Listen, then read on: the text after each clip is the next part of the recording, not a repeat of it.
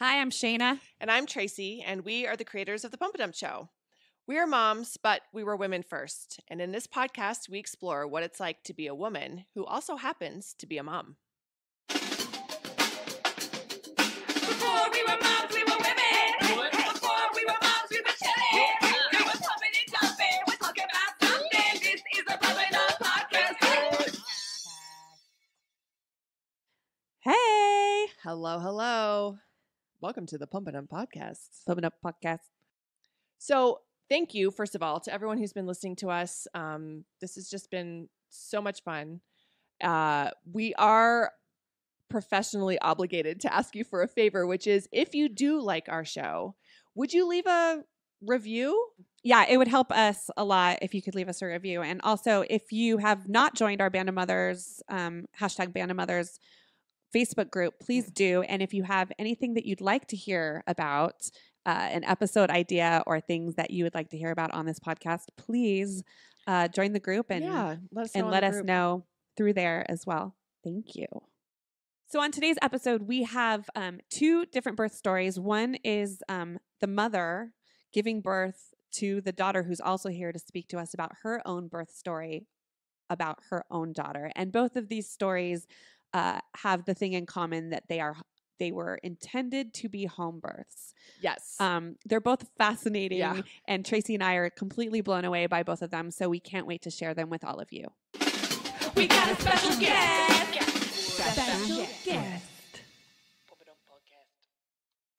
Our special guests today are pretty incredible. We have two amazing birth stories from a mother and her daughter. We have Ahva here, who has a pretty au natural story about giving birth, and her daughter Niya. How old is Harlow now? 7 months. She has a 7-month-old, so she is in the thick of it. We are all drinking coffee. Yeah. And Ahva has 3 children. This is Niya's mother. And you have a pretty interesting way that you gave birth to those 3 children, because you described it earlier as that you were living off the grid at the time. Mm-hmm. So tell us a little bit about that. Well, so 3 kids, and they were all born at home. And the first one, actually, I take that back. The first one was at a midwifery birthing clinic in Seattle. So it was kind of right when midwives had to be RN licensed, at least in the state of Washington. And what year was this? That was 1981. Okay. Yeah. So, and that's what made me feel safe. I knew I wanted a natural childbirth, but nobody was really doing that, not in the city for sure. So that was the first one. And then the second one, which was Niya, who's here, that was in 1985. And that was in the Highlands in Washington State on the east side of the Cascades. And we lived in a little 18-foot diameter yurt that I built. And You built it? I did. Oh my Wow. gosh. I know, crazy. We lived in it 3 years, so it was sturdy. It worked. Was 'cause- there electricity? Nope, we were really off the grid. Like it was a real treat to say have music where you put your little boombox in, and the way I operated that was I had 2 batteries for my vehicle, and we would hook the boombox up to the car battery. But we could rotate the car battery out so that we would always have a little reading light at night, little things like that. We got our water from a well that we dug, and So you're in this year, you'd already had 1 kid. yep. So how old was your oldest when you were building and moved into the yurt? Well, when we moved on to this community property, 650 acres, he was 4 when Niya was born. Okay. And we moved on to that land about, I'm going to say, I think I'd lived there almost a year before Niya was born, somewhere Okay. in that time So zone. you were pregnant he there. was little. He was little. Yeah, No the- electricity, no running water, Mm-mm. no. No driving access. It was up on the top of the mountain. I mean, we could drive in the summertime, but when it was real wet in the spring, it was too muddy and slippery. Even with 4-wheel drive, you couldn't get up this steep hills like that. So you're just there hanging out pregnant with a 4-year-old in a yurt on top of a mountain. Pretty much, Okay. yeah. Okay. And I actually was single, so I hadn't met her dad yet. I mean, we'd met, but we hadn't decided to have a baby and move in together and do all those wonderful things that we did. So Little fun side note, that is where my husband proposed to me. He brought me out to the land and tried to find the exact spot where the yurt was where I was born and got down on his knee and proposed. I just I got am. the shivers. I think I'm gonna cry. I know. That is I the just got sweetest like thing. so overwhelmed. Oh my That's the gosh. most glorious romantic hippie Right? story I've ever heard. Totally. Holy Okay. moly. That's Okay. beautiful. Okay. So you did a ton of IVF then, right? So between IVF appointments. Okay, so au natural, right? Okay. So- like, what's so- IVF? Exactly. Okay, so you're pregnant with Niya in the yurt. Take it from there. How many? So let's see. The first birth was arduous, I could say. So it was like 13 hours, and I would say like a good solid 5 hours of pushing. That's This what was your that one- first With child. The midwifery. first child, Okay. yeah. So I have to say that when I was pregnant with Niya, I thought, okay, that's how my body does it, and that's probably how it's going to be. So I was a few days over. You know how you get so excited as the due date's coming, and then it's like 2 weeks ahead, like, I'm ready, come on, bring it. Question. How Yes. did you even know what day it was up in the yurt? Uh-huh. I That's a was good having question. Yeah, I probably didn't, She had a honestly. sundial. Okay. I probably, that came later. Okay. She also wasn't named for the first 30 or more days of her life. Wow. So we just called her baby girl. Oh. Yeah, her dad worked in the woods, and it took us a while to agree on a name. Of course, at that point, we didn't know if we were having a boy or a girl. None of that Well, stuff sure. was figured out, Right. Yeah. We used cradle boards, and there were no strollers or buggies or things like that. And they're like, IVF? Cradle board? What's that? No. Yeah, right. Like Native Americans? Yes. Okay. Yep, that was her first method of transport was in a cradle board. Okay. Wow. So you could go out gardening and you could hang your cradle board up and keep an eye on your baby while you were working Just the like garden. hang it on a nail in the hang it on a tree. tree. Yeah. On a Sure, tree I limb. mean- It was rigged. Wow. Oh my gosh. Okay. Okay, so back to Niya's birth story, which really is quite magical. So I decided, which was out of character, to go down to the tavern that night because I was just overweighting for this baby. Her dad was playing music. All my friends were going to be there. And I decided to have a beer. Even though everyone said, "Oh, that'll slow labor down, it'll delay." That was the word at the time on the street. So, and we had a midwife scheduled to come. Her name was Sperlin. Oh gosh, there's so many good stories with her. And she lived also about an hour away. And the way we would contact her is we would come off our mountain home, go down to town to our friends Jerry and Rick's place, use their phone, and try to contact her through the radio. She had a radio phone. I'm sorry. Why do I imagine Sperlin like living in a cave? Well, she is magical that way. And was a she did hardy live, woman. a hardy woman who lived in a very primitive earth shelter, but she was also a registered Kind of like a cave. midwife, kind of like a cave. I'm crazy about Sperlin right now. Oh my God! Okay. And Ernie was her partner at the time, and they their big goal was to create zero waste.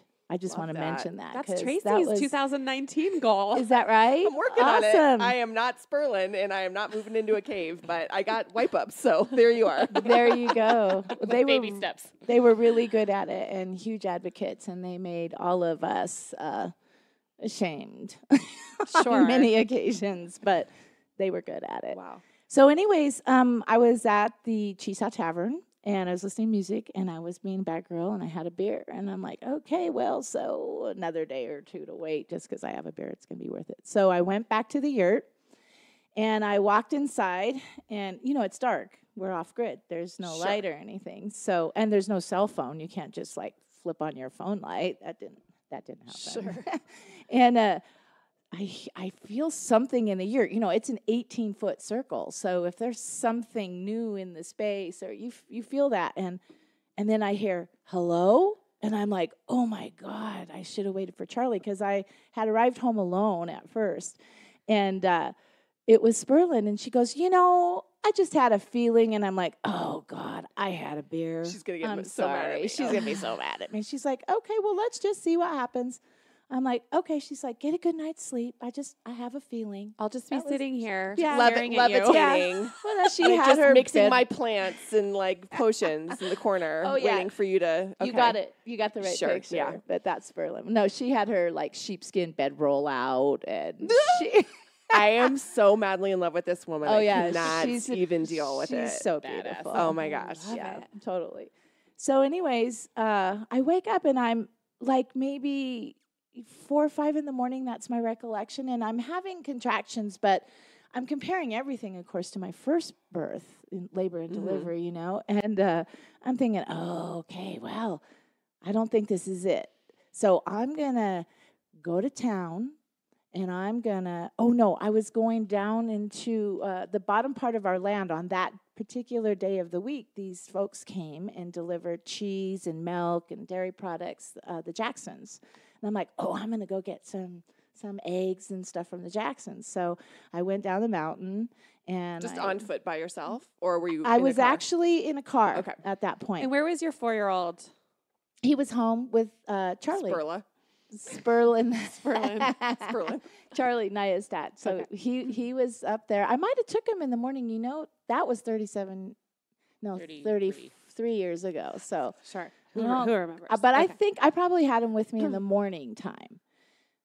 I would have took him with me because that's fun. It gets him out of the house. So, I drove to the Jacksons to get all of that good stuff. And then I decided to go into town and just say hi to some friends because I knew I had a long time before me and it was going to be a big day. So you're having contractions, but you're just kind of like, this is going to take a while. Exactly. I'm just going to go say my hellos. Exactly. Let's go do some meet and greets. Yeah. I'm stay gonna go say hi to so and so. I think it was, I had some business with Jerry. I was working on this like regional newsletter, so I was gonna check in on that. So As you do. as we do. So I don't know. Did the owls deliver the newsletter to the yurts across the mountain? Woohoo! Yes, of Amazing. course. Coffee. Pigeons, actually. No, Oh. I think we had pigeons. Okay. No. So that was a few hours, and then I went home, and they're coming more regularly, contractions, and I'm still thinking, I'm remembering that pushing business, from the first time, like, yeah, that took 5 hours all by itself, so I still got a ways to go. So I got home, I checked in, and by this time, like, Charlie's in there. He's got the truck. He had this old International truck.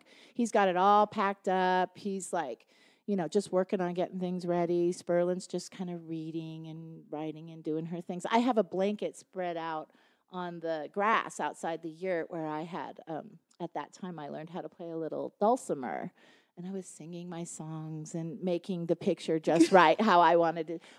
Did we say, I'm sorry, did we say what time of year this was? May. May, okay. Yeah, it was May. So it was just barely the season Yeah. where we could drive up or come down or Was this a religious thing or a hippie thing? just a hippie thing. Okay. Yeah. Just want to clarify that for our listeners. Just kind of a Because I just read a book about like extreme like survivalist Mormonism. Oh, sure. And they were herbalists also and Okay. midwives and this whole thing. So I'm Sure. just fascinated. I just want to clarify. Okay. Well, it was 81. We wanted to kind of divorce society. We 85. wanted 85. Excuse me. Yeah, that was the first one. Sorry. Thank you, My Naya. mom doesn't remember when I was born either. It's a good thing she's here for accountability. She can tell the real story.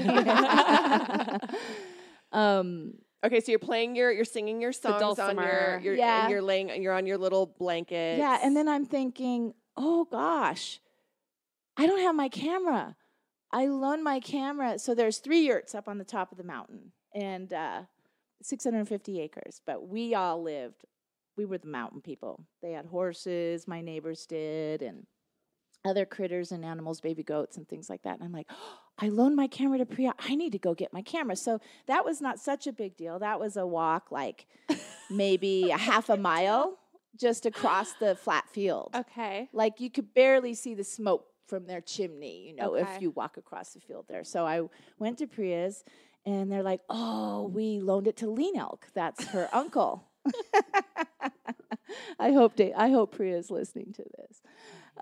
So I thought, okay, now he still couldn't drive up and down to his place because he lived a little bit higher and it was really steep. So I started walking up there and he was out like on the little road track. I say track because, it's not paved or anything.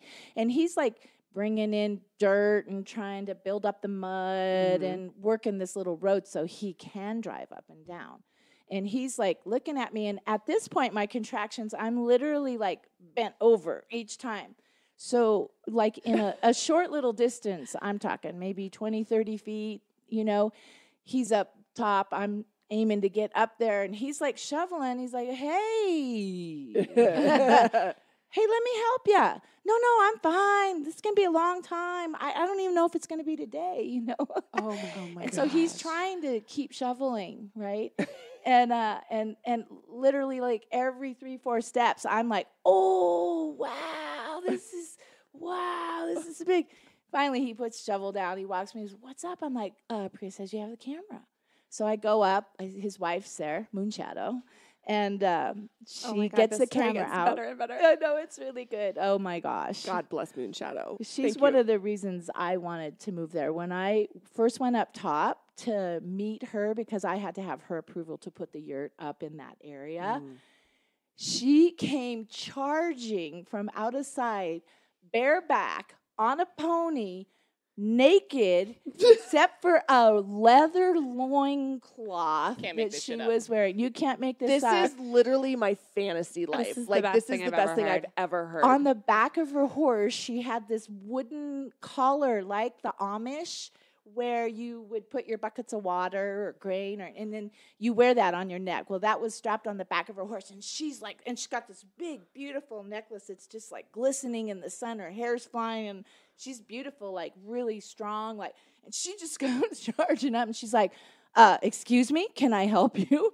I'm like, "Oh wow, well." She's like a Baka sent me up. like a Nordic goddess on a horse. No kidding. That was my first time meeting. Moonshadow. I'm like, Wow. I don't know if I could live up here. Do I have to ride a horse? Do I have to go topless? Do I? Yeah. How's that gonna work? But Do I have to star on Gorgeous Ladies of Wrestling? seriously, she's was seriously that in my mind's eye. Just like, Wow. where did she even come from? Oh you my know? gosh, that's amazing. So, anyways, I went in. I got the camera, and her uncle, Niya's uncle, Lena, is like, okay, I think you need to walk Ahva home because.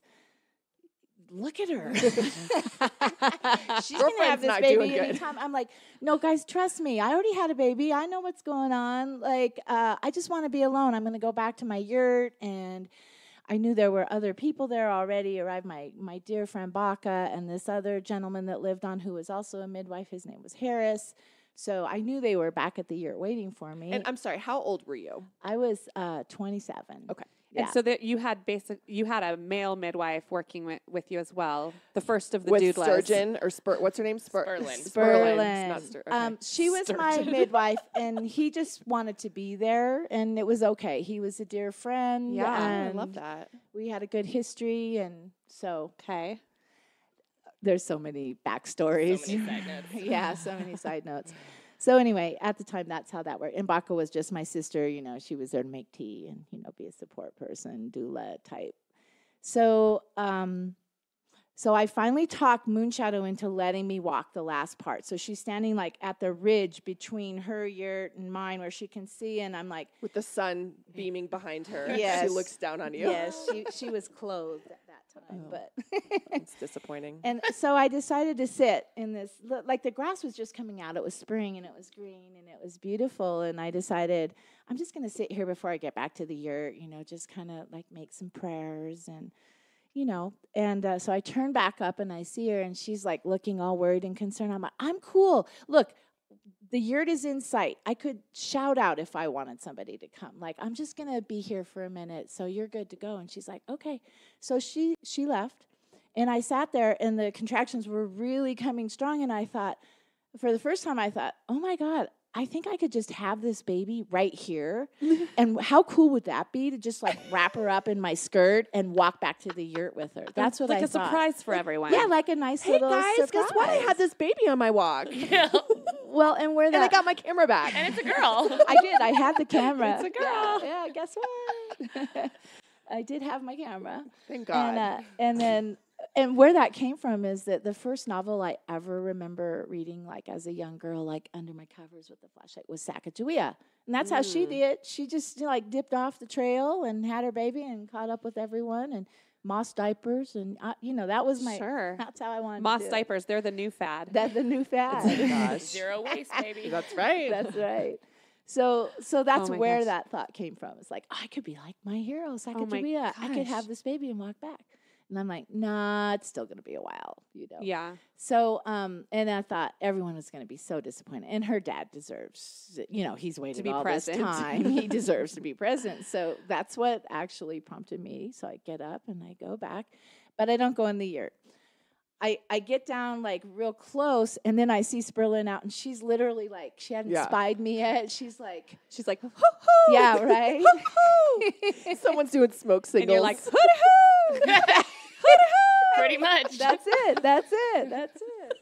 That's so funny because that's really I it. believe It's that like that's really true. not far off. Yeah. I think it was more of a caca. Sure. Oh, even better. She remembers. Yeah. I'd aim for We a still do it caca in the if I- grocery store when Do we get you? lost. Yeah. Shut up. Oh my Oh, I love gosh. I want to. Okay, And so you're outside the JL's yurt. really love you good at guys. it too, actually. Is she? Yeah, Oh my gosh. she knows bird language for sure. So so I didn't go back in the yurt. I'm like, Sperlin looks at me and I'm like, I'm cool. It's good. It's gonna be a while. I'm just gonna sit out here with my book and my dulcimer. And so I picked up the dulcimer and I tried singing my song, and I think I had a contraction. I was like, whoa, and I could hear her running through the yurt, like all 7 or 8 steps, and around the edge of the yurt. And then she stops and she's like, all cool. She's like, why don't you just come in? Let's just have a look. I'm like, okay, but it's going to be a while. So I walk in. I have this big, like, tiered skirt, elastic skirt I'm wearing up under, And I got literally 5 steps inside the door of the yurt, which is about halfway through it. And Charlie's doing dishes, and he stops and he turns around, and all of a sudden, and Harris is there and Baca's there. They're kind of sitting up on the little couchy thing, and they're like trying to be cool. And Sperlin's like, let's just have a look, because I went right into a contraction, and Charlie came over, and Sperlin's like, how about you just kind of support her, and we'll just kind of feel down here. And she and I squatted down to try and get my skirt off, right? And she's like, let's just check. And she's like, oh, would you like to feel the baby's head? Oh my And that's how fast it was.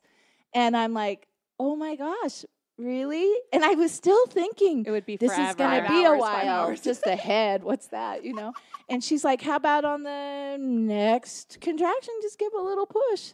And I was just squatting there, and she came right out. That's it. She just There decided you were, to Niya. come right That's it. out. And Oh my gosh. So The- this sets me up to oh wait, I want to. Yeah, it tells my dream birth. I'm like, I'm going to just do what my mom did. Oh, I am That blown was away. beautiful and amazing. And that's It how was- you were it was born, beautiful. Niya. oh just my like gosh. that. Holy now you're just like shit. sitting here in Denver. I just know. With a baby of my own. With a baby of your own. Okay. So tell us then, Niya, tell us about your birth story. Yeah. So obviously you had goals Of course. to be Mom like set the to be bar like- high. Brooksong, Brooksong. Brookhaven, Brooksong, Yeah. Brookhaven. Okay. Yeah, so I always knew I wanted to have a home birth, of course. Not necessarily a yurt birth, but a home birth. And I was hoping that my, genes would help me have a nice, easy, because even though Ryan was a long first one, it was still uncomplicated. True. And so I was just really hoping, I have a lot of similarities with my mom, body type, all of that. And so anyhow. it was in our culture. Yeah. And I believe in a lot of the bigger picture stuff around home birth and, not buying into the medical industry and what they're going to try and push on you. And so anyhow, we tried for a long time. We had a couple losses before we had Harlow. And so we had a lot of time to think about it and dream up our perfect birth story. And so we were due May 25th was my due date. And we had a wonderful midwife that had been working with us through the whole pregnancy and doing all my prenatal care. Pretty straightforward pregnancy for the most part. And then I was having some contractions that week, so I was really hoping. But like my mom said, like 2 weeks early when we had the safety, I was hoping she would come. I was so ready. Yeah, not the case. So legally, you can't. My midwife wouldn't be able to perform a home birth if it was more than 2 weeks past the due date In Colorado state law. And so we were getting really anxious when I was 1 week, 10 days, all of a sudden past due. And so she came over to the house. We decided, well, we had tried, I think it was about 72 hours before that 2 week cutoff. And we did this thing called a Foley bulb. And they basically insert it. And it's insert what? It's like a little is that the blow balloon? up. Yeah, it's like a balloon thing, and it has like this tube that hangs out of your vagina, and they blow it up just a little bit with water, and it's supposed to help dilate you. And I wasn't prepared for how intense that procedure was going to be. And my midwife just did it in her office, and it was really painful. She had a hard time getting it in there, and it's traumatic. You're in a vulnerable place. And anyhow, I was praying hard that it was going to work. And I had some more contractions, but I think it was like 10 p.m., I hadn't dilated enough for it to fall out on its own. You're supposed to cut it, and then the water comes out and it falls out. So I hadn't dilated enough, so I had to cut it out. The next day, we're like at the 48-hour mark before that, that strict cutoff. Yeah. And so we went in to do the stress test. And so we went and saw a doctor that my midwife worked with, and they run whatever all the tests are, and everything looked great. She looked really good. She was in the right position. She had been for weeks, head down. Everything looked great, which meant that we could go ahead and do this. Basically, they called it an herbal induction. It's basically like trying to have a natural induction.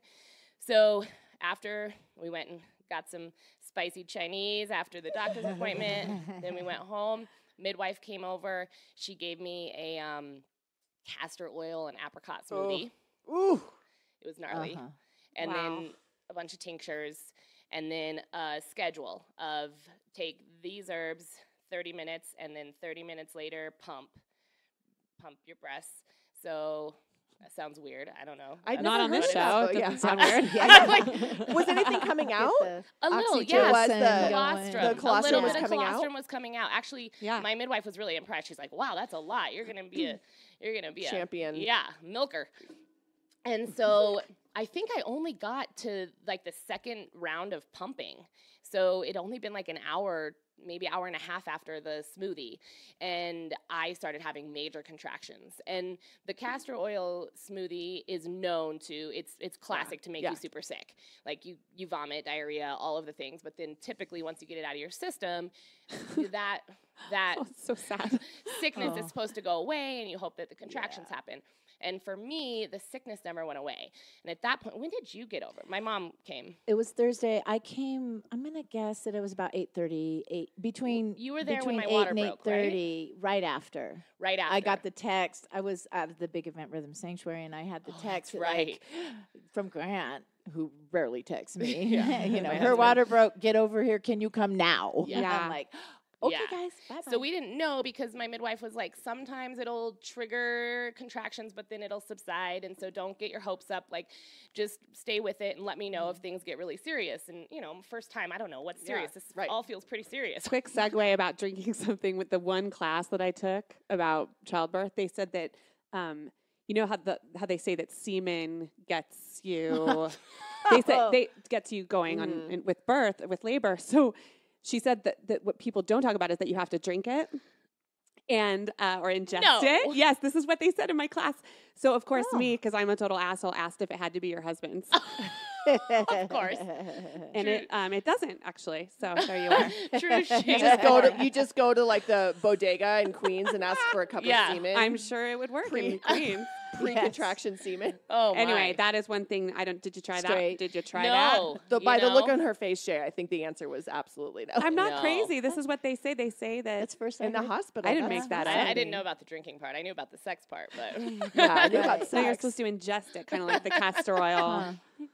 Anyway, I don't mean, maybe she threw some in my smoothie and I didn't know.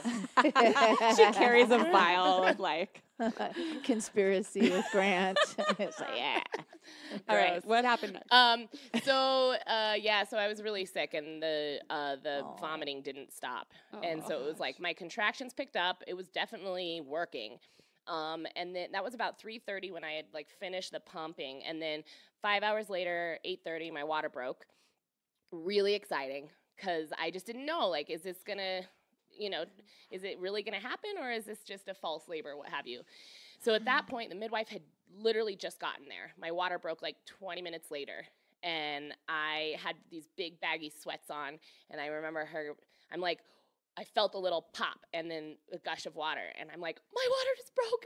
I was so excited. Aww. And she's like, are you sure? I'm like, What? I'm very sure. What else would it be? Like pee, or I don't know, there's lots of fluids. And so she was like, making sure, and she smelled it, and she's like, oh yeah, it's definitely your water. I'm like, yeah, I know. Just told you. Hello. And so that was really exciting because I felt like, okay, this is going to happen. Yeah. I get to have my home birth. Like, do we fill up the tub now? What's happening? And she's like, no, let's wait. We want the water to be clean. Like, we really want to do the active labor part in the tub. And so we were waiting. Right. So to clarify, you were going to have this baby in your living room in a tub. Yeah, the tub of was water. just there. I was, trying to leave flexibility for the plan. Like, I Okay. wasn't- Describe tub. I'm always like, is there like a birth tub that people buy, or yeah, do you it's just go actually and like get a like pond liner. Like pond like a liner. big Rubbermaid black, like what you would put in the ground for a pond. Okay, gotcha. Mhm. So we had that. It'd been in the house for like a month, just taunting me. Yeah. And so we did what you do. Like, Grant followed me around the house. Somebody had told him to bake a cake because it would help him keep his mind busy. Oh. And so he, cute. as soon as my water broke, started making a carrot cake. The best carrot cake ever. Truly. That's adorable. That's the cutest It thing was. I've That's ever so heard. Yeah. male though. Like if my husband, that's like so. He just needed something to Yeah. do. That's so cute. And it was good because he could like go and be in the kitchen for He a was bit, and then when into he would it. hear me really having a Aw. strong one, he would come and push on my back, and I had the ball, and I'm bouncing and Yeah. doing all of it. It was really intense. I think the hardest part was just that I was throwing up every time I had a contraction, Oh, and so I'm like, Yeah.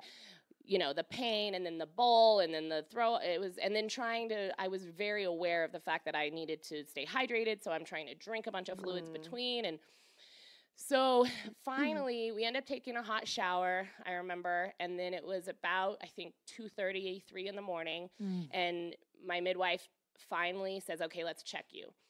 And I had a 5-minute contraction, and I was in such the zone, and so I don't really remember, but I remember her being like, that was a really long contraction, let's check you out. So I laid down on the bed, and at that point, as soon as she went to feel the dilation and check me, there was a huge gush of blood. And I remember seeing the blood, and I remember thinking, that's not normal, I know what, and there's not usually all that blood.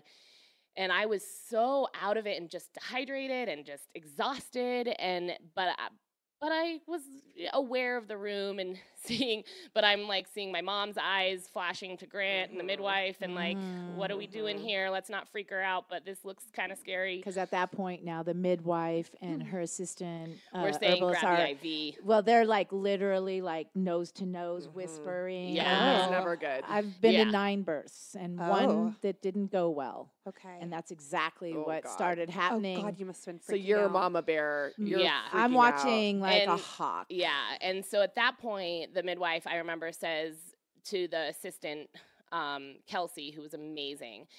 She was. Jen was the main midwife, and Jen says to Kelsey, grab the oxygen and the IV. And so Kelsey, like, not even 20 seconds could, like, make it to the front door, and Jen starts going, Kelsey, where are you? Where are you with the IV? Yeah. And like Kelsey's like, I'm here. And they're fumbling and they're trying to pull out the IV. And then at that point, and she's monitoring my heart, the baby's heart rate, and me the whole time, and says, okay, it's time to make the call.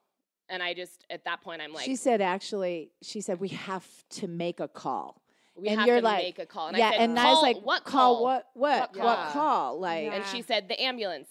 And then she and goes, she's like, no, no, let's drive. Let's drive. But And in my fantasy right now, that meant that Ahva went outside and went, hoo hoo, Exactly. and then Sperlin flew Yeah, down. She did. She just like floated down. The Sperlin goddess. And Yes. No, but the That didn't memory happen? of that one birth that didn't go right, this felt so similar. Oh God. And in that time, I didn't react because I was just a support person. And that was my largest regret. We lost that baby. And that was my largest regret that I didn't act on that impulse. And so when she started vacillating between call the ambulance, no, let's drive, Grant standing on the side, it's like all of our eyes are as big as our faces. And I looked at him, and that time I said, get the car, bring it to the front. We're going to the hospital now. And that was what was needed in that moment because everyone is nobody's shell-shocked in control. Well, and I think, we were close enough. We were so close, and Jen, our midwife, didn't necessarily have the geographic reference of how close we were, and I think my mom knew, like, the hospital is right there. It's going to be quicker if we go in the car than if we wait for an ambulance. So that was, and as soon as my mom said, get the car, it was like, okay, now everybody can just boom. Yeah. And so next thing I know, I'm running out the door. I got this like white robe and blood. It was like the whole scene. On the oxygen tank. Oh my gosh. Did we have the oxygen? Yeah, you were still on the oxygen. Even when we got to the hospital, you were hooked up. Remember the policeman that chased us? Yeah. Yeah. Yes. So, that convinced him that we were legit. Yeah, so we start hauling ass. It's 3:30 in the morning, so luckily there was nobody traffic on the road. No. And so we are hauling down 32nd, take a ride on Wadsworth, and then a cop pulls out, sirens behind us. Yeah, from the grocery store parking lot. And I have both, I'm in the back seat, the midwives are on each side monitoring, and they've already reassured me as soon as we got in the car, baby's heart rate is coming back up, everything is looking okay, we're doing the right thing. Mom's in the front helping look through traffic lights. You're clear, just keep going. Yeah. Oh my gosh. He ran red lights, he floored but it. It was pedal with to a the metal. cop, and you did it, halfway through, the cop came behind us. and you didn't stop. Oh, hell Never. no. I remember the midwives were like, oh, there's a cop. Like, what are we going to do? And Grant's like, what do you mean? We're just going like, to the keep hospital. going. I think we have proof here. Yeah. So we get to the hospital, and the midwife had called ahead, so they were prepared for us to arrive. So we ended up in the wrong spot. The hospital was under construction at the Right. emergency door that Yeah, we so it looks like entered. it's Oh, yeah. closed. So it was closed and it was locked and there was no one there to greet us. And the cop gets out of the car and he's like, I just have to tell my mama moment here. And he's like on the radio is like, yeah, and he's kind of hung back. He's like, yeah, it's a pregnant lady. And in the interim, the midwives have got the wheelchair and Grant's pounding on the door. And I'm like, I just turned to him and I said, I need you to be an first responder right now.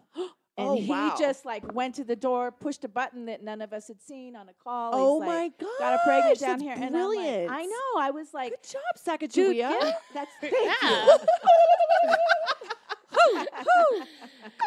So we get into the hospital, the elevator comes down, the doors open, and now there's the nurses that are coming to greet us. And so at that point, it was like, okay, here's your team, and, you know, the midwives got to all talk. We go up, and they hooked me up to, you know, all the monitors, and everything started to normalize, and they were reassuring. But at this point, I was so scared for my baby that when I remember getting in there, I was like, just get her out. Yeah, like, I don't sure. care at this point, C-section, whatever you got to do, get her out. Yeah, I don't want more time. And, you know, and then I remember my mom and midwife, everybody being like, hold on, what do you mean just get her out? Because everything's actually fine. I know that was really Take a scary, breath. but let's just, and so, you know, I got hooked up to an IV at that point. I was so dehydrated. I think I went through 3 bags, like, within a few hours. Oh my gosh. And I labored for, gosh, it all gets pretty blurry, but for several more hours. And then early that next morning, like really early, the doctor comes in, you know, and says, okay, we need to start talking about moving this labor along. You get to the point of 24 hours after your water breaks, you know, higher risk. Yeah. And so, and at that point, I remember just thinking, you know, first and foremost, I want to have a vaginal birth. And I just don't know how much longer I can go and then still have the energy to push. Of course. And so it was a really, really hard call, but we ended up having an epidural sometime early hours of the morning. And then it was like, finally, I stopped throwing up for the first time in like 20 hours. I could breathe. I could start to process what had just happened, have a conversation with the midwives about, whoa, what was that? Everybody had a little like reset break. The midwives got to go home, check with their families, you know, get some food. And then I think it was about 5 more hours. and I wasn't dilating enough. And so then we did a really small dose of Pitocin.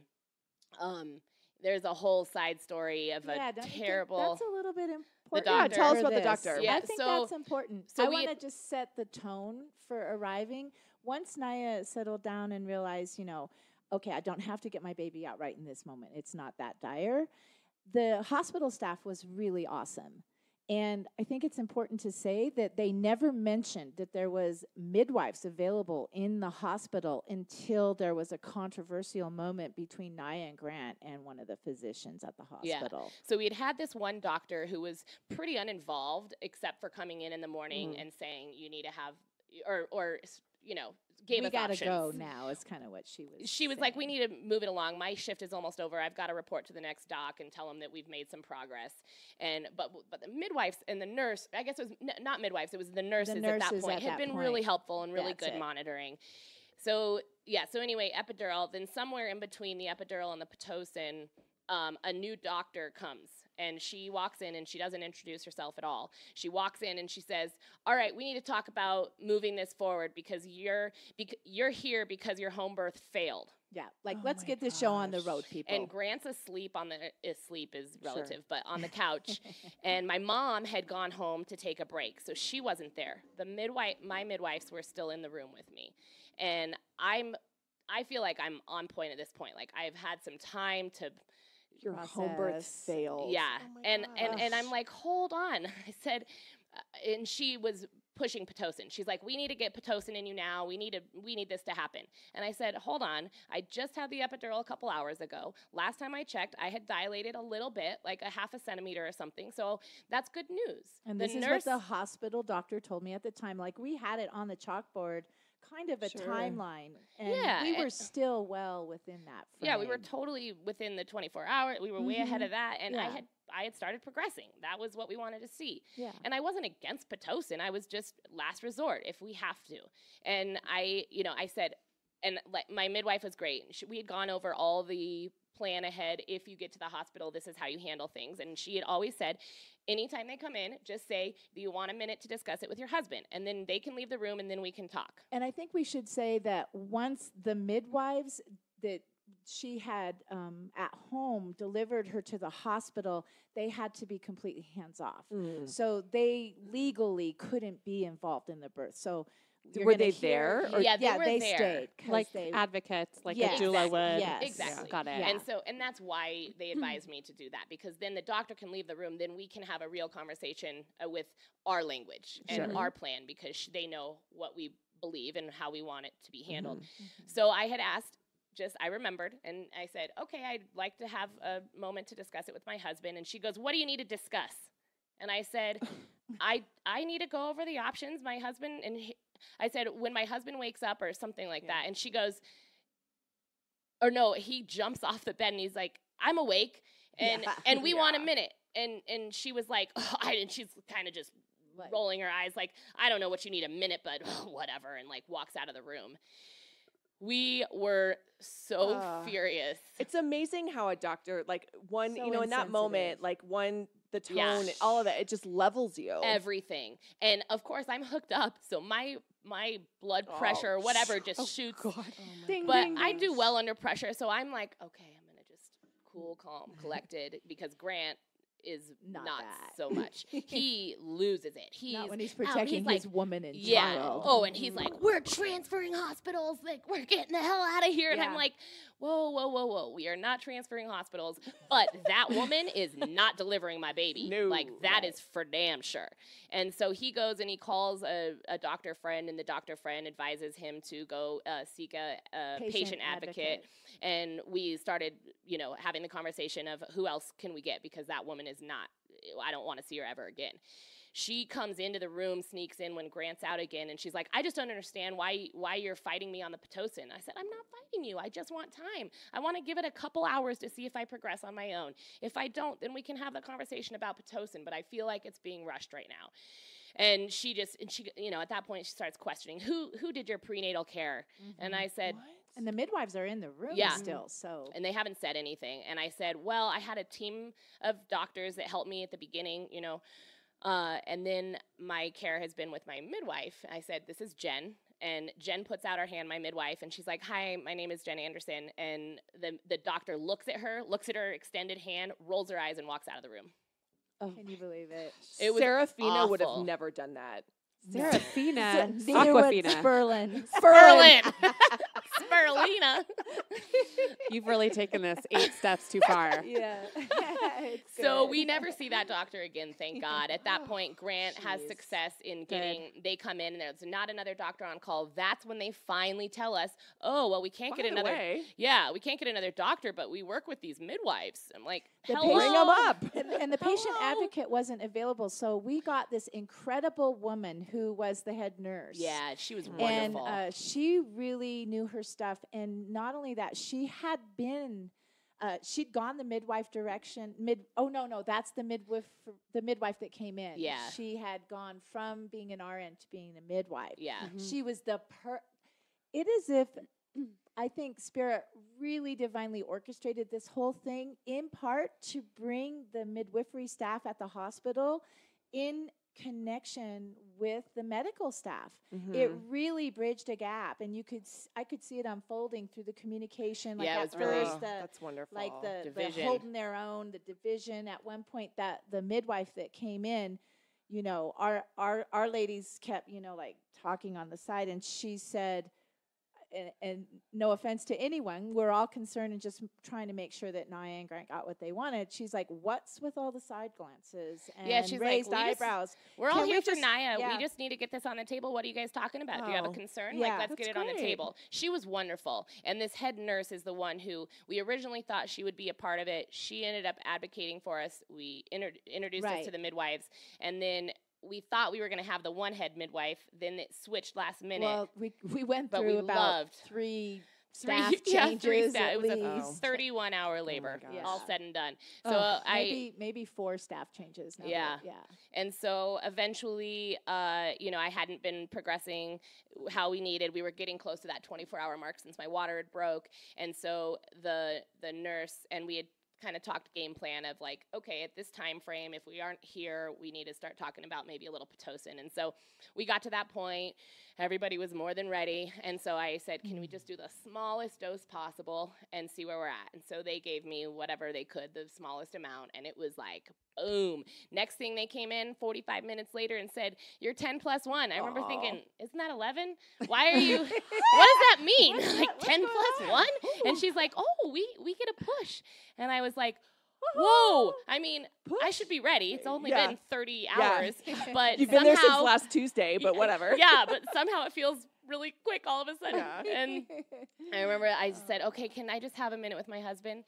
And Oh. I'm everybody, gonna cry again. so I got the present. chills. I I got the love chills this. again. They really did it right. It was beautiful. it was sweet. And so everybody left the room, and Grant and I just had a moment. I'm like, this is it, babe. Like, we're going to have her Oh soon. my gosh, I'm and totally gonna cry. and I I'm like, know. this has been crazy and scary, but she's right there, and it's going to be okay. And this is our last, like, conversation, just me and you. And Oh. yeah, and then the staff came in, and they were all like, oh, that was so sweet. Nobody's ever done that. It was Yeah, really cute. cute. that Aw. presence of They're like, who mind are you and- people? It was really cool. And then Do we want to say that Grant had fainted? 3 I was times? almost Oh. there. He hadn't at this point. Oh yes. Well, We had that conversation first. And Then then- it got no, he did. He fainted. The first time was after. Okay, so he and I went down into the lobby to get ice chips for you, and we had like this really beautiful where I really felt like Grant's mama for the first time. Aw. Where I got to hold him and he cried a little in my arms. And then we went back up and he spent some time by you, and then you were getting hovered over by the staff and whoever was there present. And he came walking over to me, and I was sitting in the chair, and he goes, "Can I just sit with you for a minute?" I'm like, "Of course." And he sat on the arm of the cushy chair, and I looked at him, and I thought he was leaning in to give me a hug. And he just like fell into me. Slumped. And I'm like, A little help here, a little help here. I my think he just God. passed out. So Wow. Just And that was from like right stress? when all the he was yeah. so fatigued Oh, too, buddy. you know. Because he'd been up Sure. the whole time. He course. was trying to hold it Yeah, together. bless his heart. And he's And- like, "Is it gonna be okay?" I'm like, Oh, "We are jeez. in the best hands." Yeah. Yeah. And at that point, I had this new turn. Like, I had adrenaline. I was so excited to finally have her. And I was like, okay, hey, where's the playlist? Like, somebody bust out the Exactly, she's iPod. just Niya in charge. Yeah, I was like, I want this, turn this on. We turned on Amy Winehouse radio, and we start jamming out. Everybody's having fun in the room, except Grant. Seriously. Poor Grant. He was He's still passed like- out, and I'm like, all right, he's going to be fine. I just need to focus. And so he passes out the one time, then a second time, He passed out a second then a time. third time. And then a Oh, third Grant. time. And on that Yeah. third time, I'm like, honey, let's just Was he go well? out in the. He was overwhelmed, and he is ultra sensitive to the environment, And I energy think, and in energy. general. And those rooms, they've had a lot of energy going through there. And Yeah. he was just, It was like, with you the could see fatigue, he just him- didn't have any guard. And I'm like, you know, Mm. honey, let's go out. And he slept on the couch Yeah. in the hallway for a few, but he was there when Harlow was Yeah, born. he came in just back before in, she came out. but he needed And we that were rocking out at kinda- that point. The whole But as an room homage was- to your mom, you actually plugged the radio into a car battery, right? Right. That's right, of Okay. course. Well, where's the dulcimer? I know. Right? I mean, I know. I should. We didn't have time. time. Next you time. know. Fair enough. Yeah.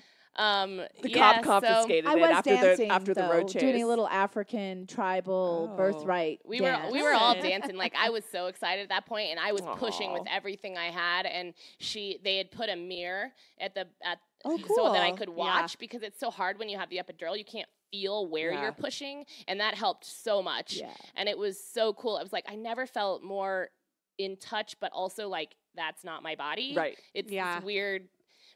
But yeah, so I was pushing with everything I had, She's like, and I'm getting this baby I out. think I pushed like 40 minutes maybe. Maybe. Good. Yeah. Yeah, about and like then that. it was just, I mean, and it was amazing. So as soon as Harlow came out, at that point my midwife Jen ended up helping put her like right down on my left hip, and Harlow, my daughter, was not named at the time either. She army Family crawled tradition. across to my right breast and Aw. latched on. Oh my god. The umbilical cord was still in, and so then Yeah. I remember they like showed me the placenta, and we had planned ahead of time to keep the placenta and turn it into a smoothie or pills or whatever we were gonna do, but we needed to Caps. ice it down, and I remember the placenta was kind of small, and it was not all intact because it had wasn't. started to detach earlier, which is what all the scary blood was. And I guess they need to pull it out early because they are afraid of mom hemorrhaging. Mhm. And so Right. they want to get it out to just,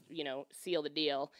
So it was a really, really intense thing. But I have to say the team that we ended up with after Dr. Awful left the scene they were really, really great. And the one midwife who called it straight with my midwife to say, hey, we're all on the same page here. No That's side really whispers. cool. Like, let's Yeah. just be on the Out same in the page. open. It helped. And Yeah. I think it was a lesson for It was a everybody. It's a breakthrough. big lesson for anyone Yeah. in life. I mean, seriously. Yeah. I think it really speaks to our times with this difference of like hospital birth, home birth, midwife, cesarean, and all of that. Like the fact that the hospital had a midwifery office and clinic inside of the hospital was huge. So there's a logical thing that's at work. It's like, yeah, everybody wants this. Let's bring that. But I felt that relationally they hadn't really started the work where they really understood how those services could really complement the patient. And Yeah. I feel like we were really a breakthrough case because at the very end, I felt that all of that stuff was overcome. We were all celebrating together. You had a village. I And mean, you had a Yeah, it was village that amazing. helped that baby Yeah. girl come out. and Yeah. everyone got it. And everyone was like truly grateful for each Aw. other. And Yeah, the it was little really wonderful. cool. in it. Let me ask you, so if you decide on a number 2, would you have the same plan? Yeah, I would.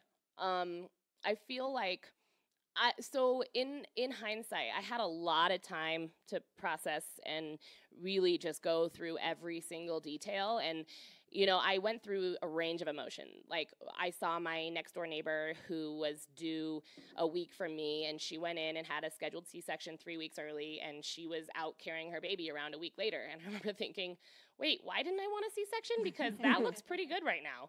As I'm looking at an eggplant coming out of my vagina for like 3 weeks, I'm like, I don't know if I'm ever going to be normal again. And it was scary and intense, and it felt like, God, if I had just gone in and had a scheduled C-section, I would have avoided all this scary trauma. And then as time went on, I remember being able to process the whole thing big picture. And I think that part of why there was complication is that I couldn't just let my body go naturally because of that 2-week deadline. Right. And that pisses me off because I feel like, how do we know exactly when I conceived? How is there this black and white deadline? Segue, I was 10 months in my mother's womb.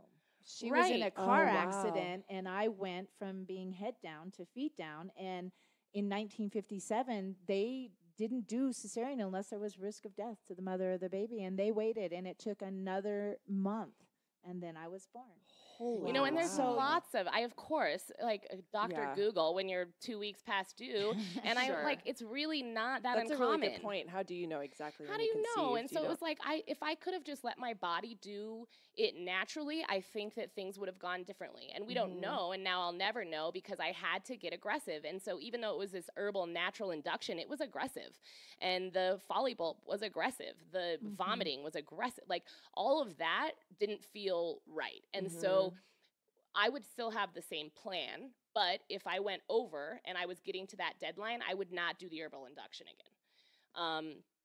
My body didn't take well to it, and She was so dehydrated, and she had that was the thing. I was getting worried before the call was made, before that 5-minute contraction that she spoke of. I was like, we need an IV for fluids. Yeah. Yeah. That's my baby. Look how pale she is. And to be clear, so if you had opted to just wait to have the baby, you just would have had to have gone into a hospital and had it however you had wanted. Exactly. But it wouldn't have been so forced. And your midwife, unfortunately, couldn't have come with you.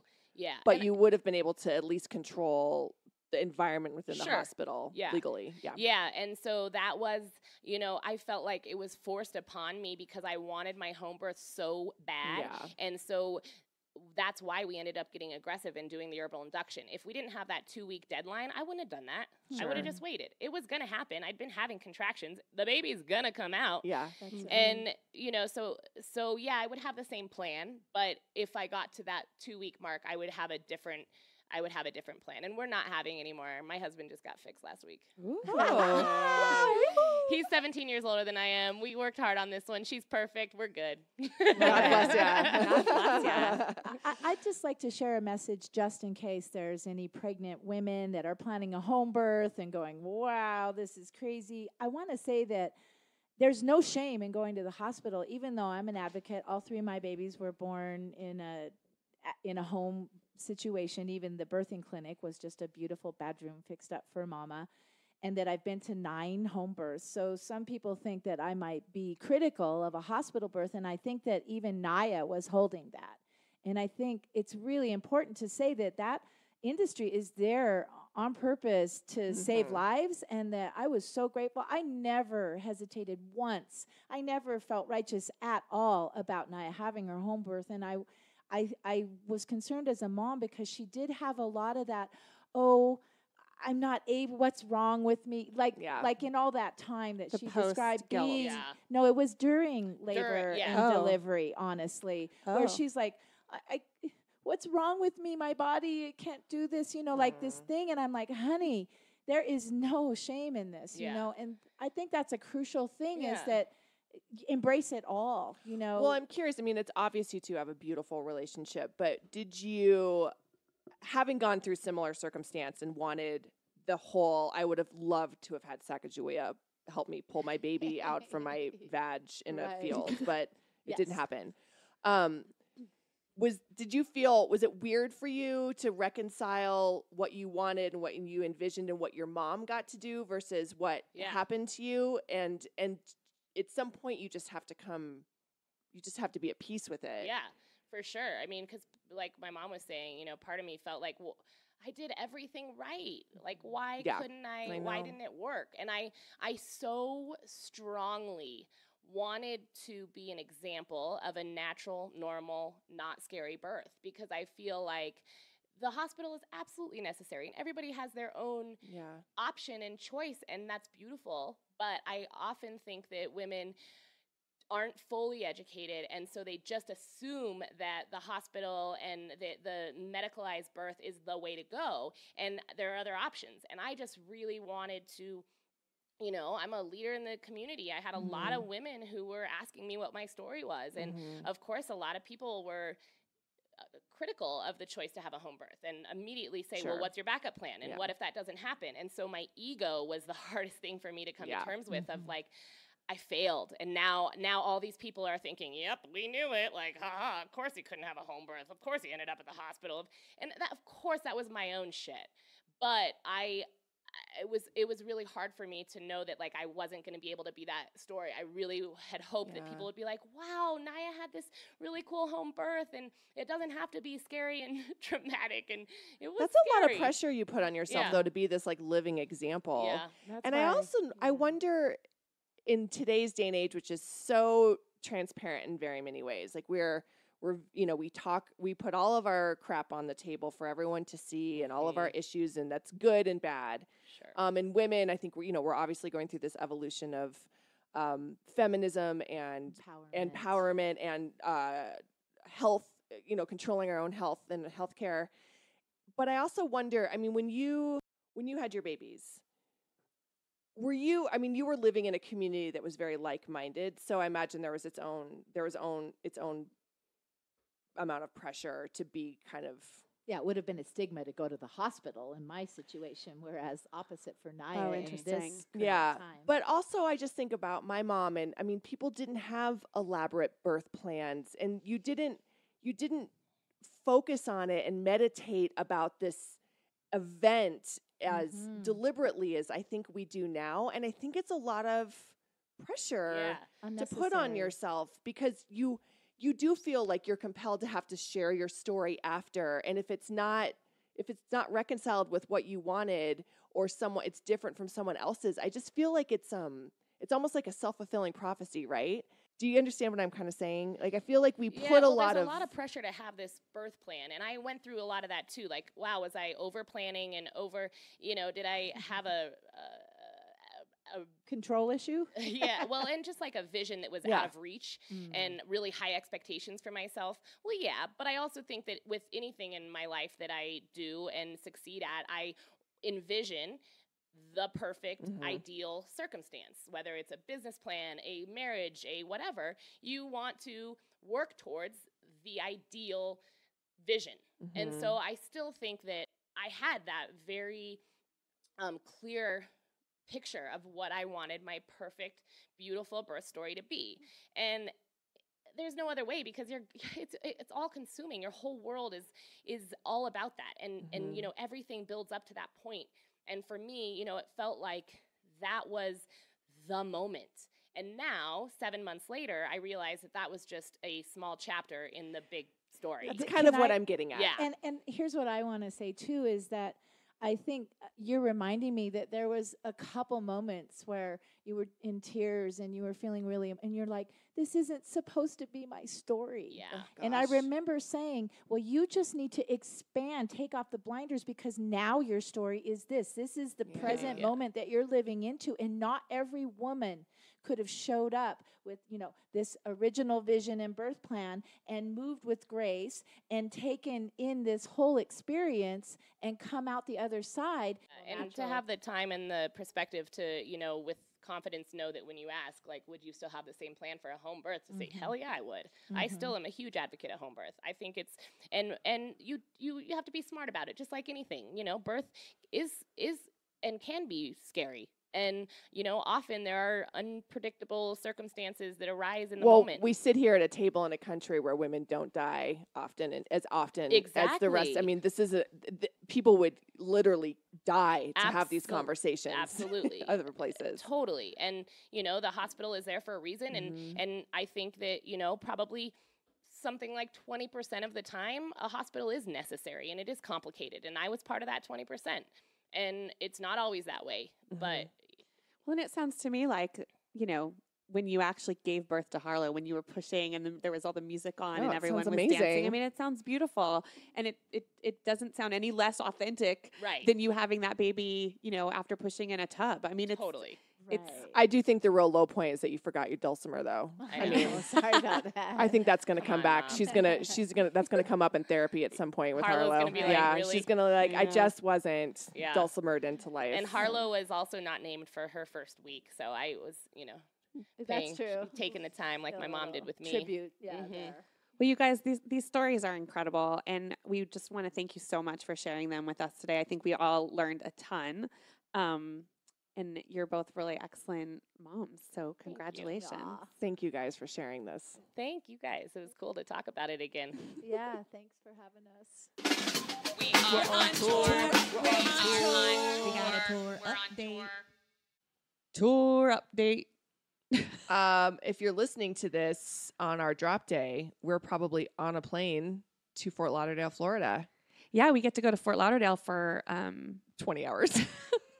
we get in really late at night, and then we have a day there, and then we fly home. But really early in the morning. it's going to be more moist in the air. Don't say that word. It's going to be more humid than it is here in Denver, and that is why I am Oh, I Very can't excited. stop thinking. I'm so excited just to step off the plane and have the crevices in my face be filled with in.